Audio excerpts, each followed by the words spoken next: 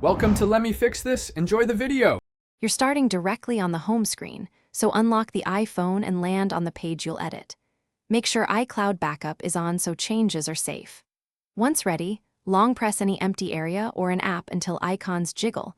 That's edit mode, and it's where you'll act. You can tap the plus button to add widgets or use the dots at the bottom to jump between pages. These first moves give you control and let you reorganize without creating chaos. Now focus on the detailed layout work. Drag an app and place it where it's most useful, and if you drag to the screen edge, it will move to the next page.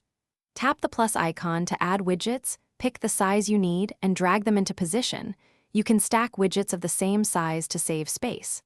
To group apps, drag one onto another to form a folder, rename it, and drop in additional apps. This makes your home screen efficient and personalized. You're wrapping up.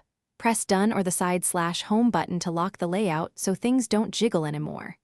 If you need to declutter, long press an app and choose Remove App or Delete App. Use the app library to hide apps without deleting them. If a change doesn't stick or icons overlap, restart the iPhone first, and if that fails, go to Settings, General Reset Home Screen Layout to restore defaults. This quick troubleshooting step resolves most layout problems.